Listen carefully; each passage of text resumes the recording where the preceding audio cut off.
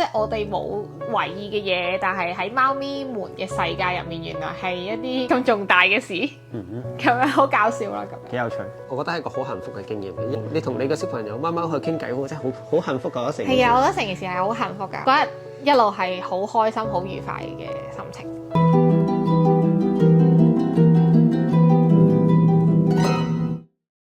Hello， 大家好，我係 Y Y， 我係 Alex。我哋今日咧就會做呢個寵物溝通嘅分享。我哋前一兩日咧就做咗呢個寵物嘅溝通啦。咁我哋兩個咧就覺得係一個幾有趣嘅體驗啦。咁所以都好想分享俾大家知道係到底係咩一回事啦。我咧今次就揾咗一個台灣嘅寵物溝通師。咁其實我一路都有留意到寵物傳心啦。中間亦都有好多人覺得係會呃人啦，或者係唔係好信啊咁樣。我都有少少係咪㗎咁樣？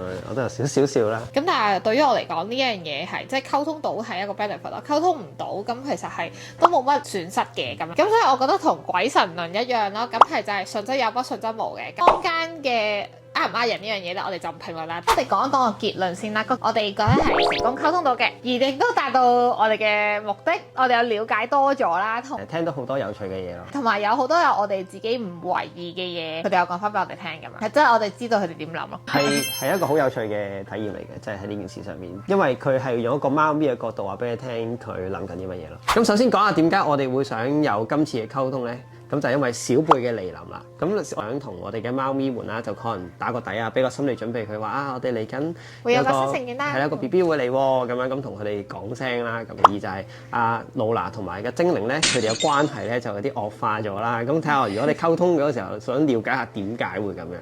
咁我首先講一講我呢個寵物溝通嘅流程啦，佢就會需要我哋去 send 一啲貓咪嘅相俾佢啦。咁貓咪嘅相咧都係有要求嘅，簡單啲嚟講，佢唔可以係一啲靚靚相，執過晒靚靚係啦，佢都唔好係人為抱住佢啊，控制住佢嘅相啦。基本上就係一啲好生活化嘅相。好多時因為我有幾張相咧，佢都係話 connect 唔到嘅，咁所以我最後就係即時嘅相俾佢啦，係有晒五官嘅。會有10分鐘時間咧，一路去同人哋溝通，究竟嗰隻貓係咪你隻貓咁。之前其實咧，我只係俾咗張相佢嘅啫，乜都唔知。咁我係 through line 去揾佢啦，咁所以佢亦都唔會有我 Instagram 啦，或者有我任何嘅資料啦。咁呢10分鐘入面咧，佢只係需要你答係或者唔確定，唔需要補充任何嘅資料嘅。就係貓貓會同你講話佢嘅平時嘅生活習慣啊，佢中意食啲乜嘢啊，或者係佢有啲咩想講。你透過呢啲話語咧，你就可以確認係唔係你隻貓。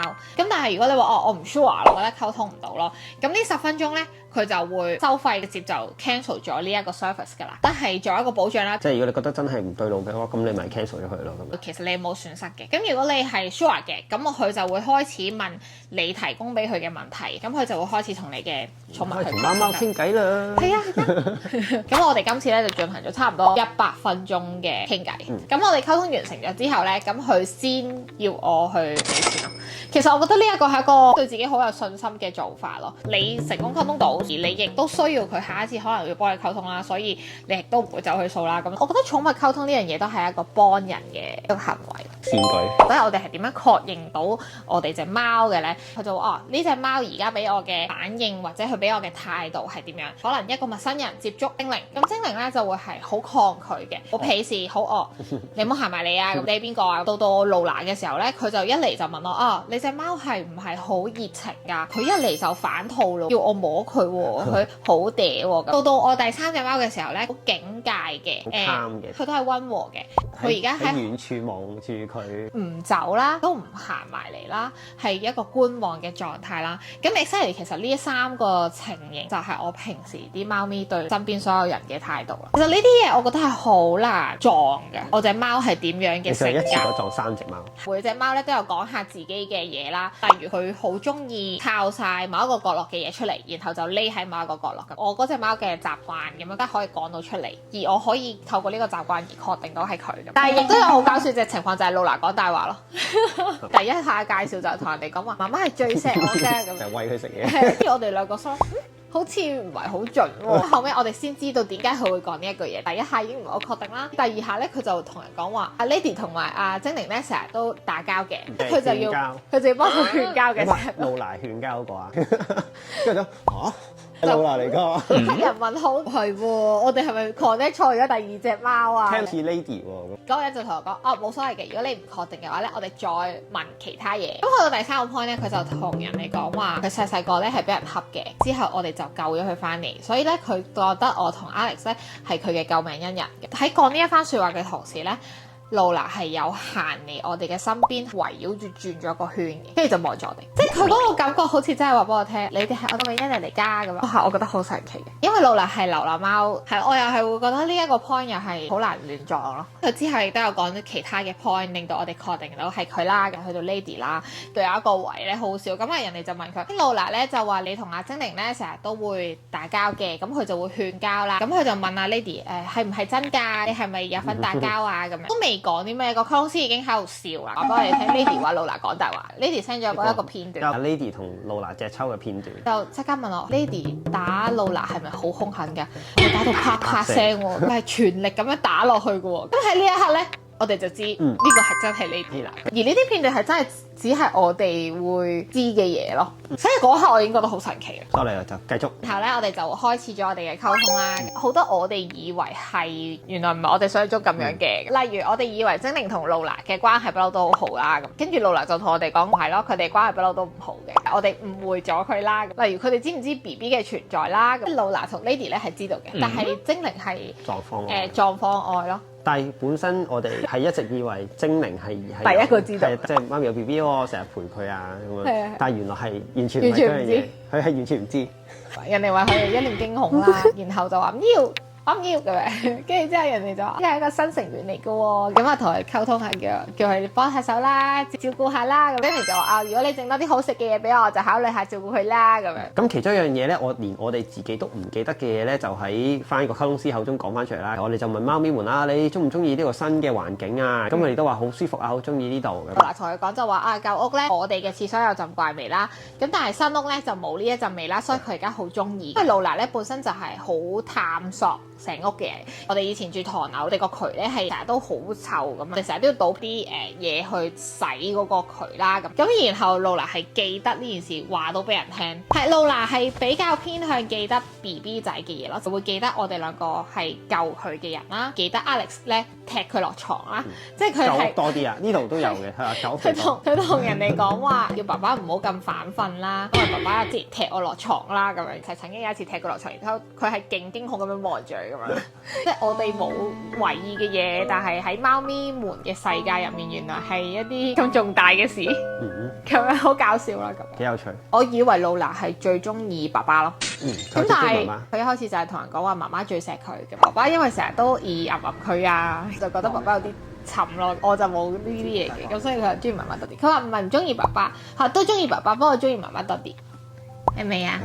係咪啊？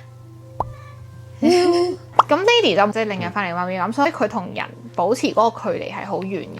我哋當初都會擔心佢會唔會覺得我哋又錫其他兩隻貓咪多啲啊，可能冇咁錫佢啊咁樣。後尾得翻嚟嘅 feedback 就係佢冇咯，因為佢覺得同我哋兩個距離係好好啊，屋企所有嘢都好好啊，環境好好啊，食嘢好好啊咁樣。我哋都有問下溝通師點解佢唔係咁中意食嘢啊？爸爸媽媽希望你可以食多啲嘢喎。咁跟住佢都會回應翻我盡力啦，我試下啦，我嘗試下啦。咁但係咧我就中意食糧咧係乾啲嘅。佢會話翻俾我聽佢嘅喜好啦。咁然後亦都話俾我聽點解佢會食咁少啦，因為露娜成日趁佢食嘢嘅時候，或者趁佢去廁所嘅時候咧，會成日偷襲佢啦，所以咧佢就會好小心咁樣食嘢。溝通師都有俾到唔同嘅 advice 我哋去點樣做，會令到呢個情況可以改善啦。除咗溝通上，佢都會俾動物行為學上嘅意見我哋。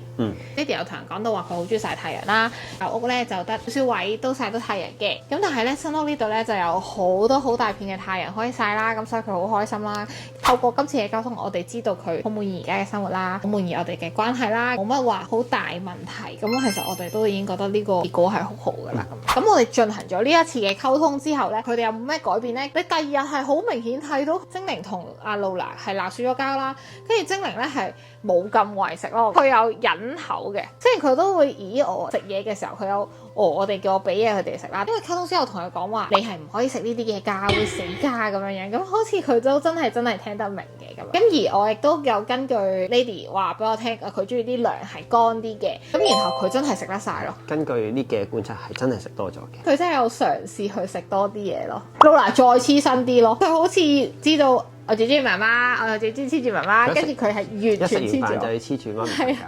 咁我比之前更加黐身咯。精靈都有投訴我初初咧成日以為佢送禮物俾我啦，咁點知原來人哋就話呢個唔係一個禮物嘅概念嚟嘅。佢話佢覺得好悶，咁所以咧成日就擔啲嘢俾我咁，希望我同佢玩。初頭以為有小貝嚟臨啦，所以咧就送禮物方面，原來唔係。後尾醒起就係因為以前喺舊屋咧，我哋啲玩具冇收埋，咁所以咧佢成日可以擔啲玩具出嚟。但係咧喺新屋呢度咧，我哋係收埋咗啲玩具，擔咗其他嘢咯。都係佢表達佢想玩嘅一個方式。呢2日啦，我哋就攞翻啲玩具同佢玩啦。的而且確佢真係冇再擔衫褲出嚟，真係有呢個咁樣嘅改變。係有用嘅，係真係講到個 point 出嚟。係，不如我哋做個總結啦。對於今次呢個體驗咧，我都滿意嘅。溝通上咧係可以幫你了解多咗你嘅動物啦，將你嘅心底嘅話俾你嘅動物聽，亦都可以同佢表達你嘅愛意啦。同埋我覺得不論真假都好，呢件事都可以增進到你哋之間嘅感情咯。何況我覺得係可以，都好難假啦，佢講到咁多嘢。咁除咗在生嘅寵物可以進行一個溝通之外咧，其實離世嘅寵物咧都可以進行呢個溝通嘅，係好似有時間限制。詳細如果真係有呢一個需要嘅話，可以問翻溝通師咁。其實唔同派別好似有唔同嘅規矩嘅。咁但係我呢個溝通師咧，佢就唔希望寵物病緊嘅時候佢會去需要同佢溝通，因為佢唔想打擾一個病人。咁所以佢會希望一係就好翻，一係就離世咗之後佢再幫你去進行一個溝通。希望呢個分享同埋希望呢一啲以下嘅資訊可以幫助到各大小朋友嘅父母啦。咁你哋可以同小朋友進行一個溝通啦，可以令到你哋同關係好啲啦，了解佢諗咩啦，可以令到佢哋知道你有幾愛佢啦。咁呢個亦都係我做呢個分享嘅原因。如果大家有興趣知道我嘅寵物溝通師嘅資料，咁你可以自己睇翻下面 info box， 我會留低佢嘅資訊，冇收廣告錢嘅，純粹真係分享俾大家有呢個經驗，同埋我希望自己都可以記低呢一個體驗。我覺得係一個好幸福嘅經驗。你同你個小朋友貓貓去傾偈，真係好幸福㗎！成件事係啊，我覺得成件事係好幸福㗎。嗰日一路係好開心、好愉快嘅心情。之後亦都會繼續去揾佢傾下偈，有啲咩都好想同佢哋講下，因為好有趣，真係好得意啊！即係佢講嘅所有嘢，你都係可以代入翻佢真係咁樣同我講咯。因為佢嘅性格、佢嘅態度、佢平時做嘅嘢、佢嘅行為就係咁樣。好開心，諗起都覺得好開心。咁我哋今日嘅分享就係咁多啦。咁中意我呢條片嘅朋友，記得 like、comment 同埋 subscribe 我哋嘅 channel，仲有 follow 我哋嘅 IG。我哋下條片再見，拜拜。